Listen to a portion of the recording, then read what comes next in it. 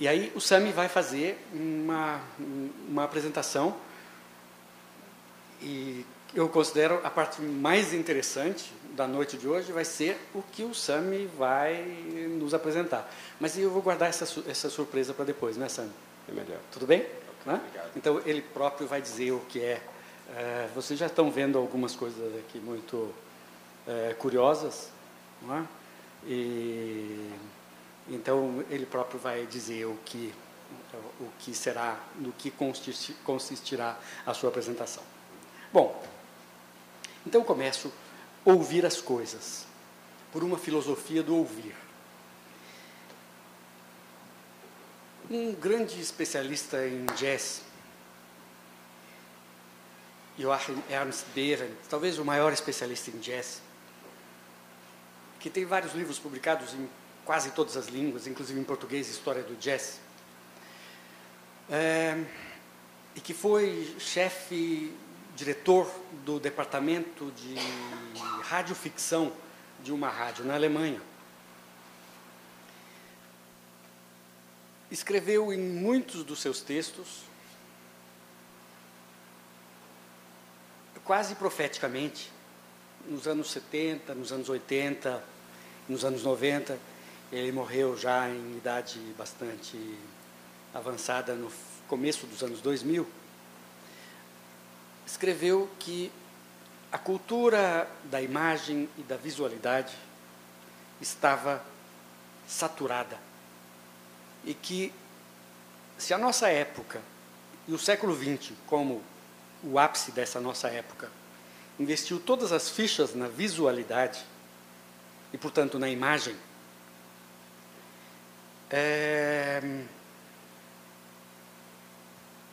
esta aposta estava agora mudando para um outro setor e que nós estamos nos encontrando agora, ou pelo menos adentrando o limiar de uma nova era do ouvir. Bom, o seu livro mais conhecido, que se chama Nada Brahma, ou O Mundo é Som, entra em maiores detalhes a respeito disso e vai buscar nas culturas tradicionais a presença deste ouvir e descreve qual é a diferença entre ver e ouvir. Ele, que sempre foi um profissional e enfim, um ser do som, é muito convincente, e quando a gente lê o livro, que também já está em português, a gente se convence de que, de fato, estamos diante do esgotamento da visualidade. Os nossos olhos estão cansados e que, pelos ouvidos, pelo ouvir, começam a se descortinar novas dimensões da existência, dimensões muito distintas daquelas às quais nos acostumamos nos séculos, a partir do Renascimento e culminando com o século XX. Boa noite, obrigado a todos. Obrigado ao Centro da Cultura Judaica que nos dá essa oportunidade. Obrigado aos amigos, obrigado ao Norval. Eu, na realidade, eu fico bastante sensibilizado com esse discurso, porque eu entendo muito claramente essa questão do sensorial em relação aos sons, em relação ao ouvir, em relação a essa outra dimensão. E também se sabe que nesse mundo moderno que nós vivemos, mundo de imagens, tudo se modificou há um pouco mais de 100 anos atrás. Se criou uma coisa nova que não se conhecia há um pouco mais de um século atrás, que é essa capacidade de definitivamente memorizar a informação sonora, e criou novos hábitos e criou uma situação completamente desconhecida antes disso. Esse processo começou antes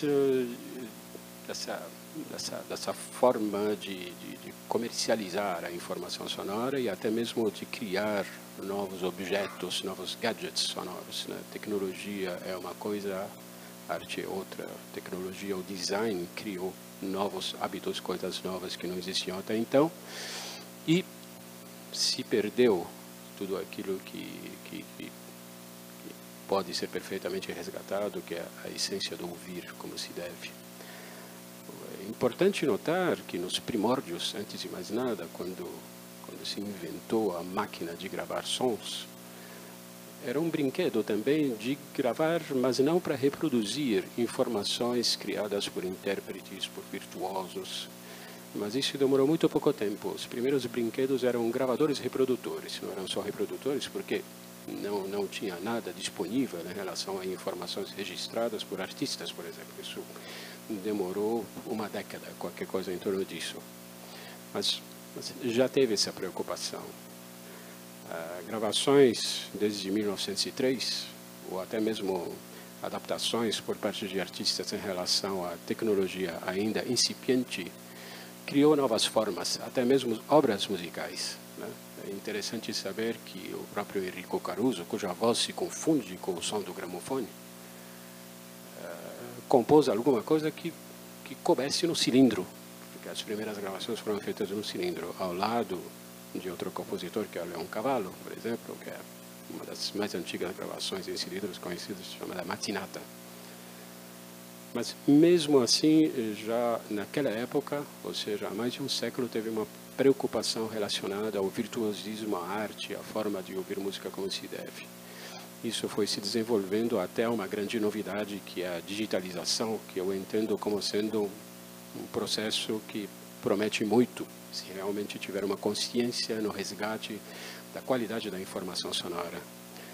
A música digitalizada é uma música virtualizada, vamos dizer assim. É uma memória, a digitalização, porque o processo analógico ele coexiste com a digitalização e todos os mecanismos relacionados à captura e reprodução da informação sonora são analógicos, já que os nossos ouvidos também são analógicos. Ou seja, essa virtualização ela começou nos anos 80, ela não veio com a internet, ela veio um pouquinho antes do CD. E hoje há uma briga, vamos dizer, assim como foi mencionado que a imagem mudou muito na nossa vida, há uma briga também que está relacionada entre qualidade e quantidade. Então, quando se fala em oferecer uma tecnologia moderna para pequenos gadgets que podem armazenar informação sonora, sempre se questiona a relação entre qualidade e quantidade, e eles às vezes não se encontram de uma forma coerente. Então, a forma como se produz música e como se reproduz música no século XX modificou definitivamente os nossos hábitos. Antes disso, nós tínhamos a prima que tocava piano no salão, depois isso foi substituído pelo gramofone, hoje é substituído por um monte de gadgets. Se ouve música no carro, se ouve música correndo, mas se sabe que muitas obras não foram criadas para essa finalidade.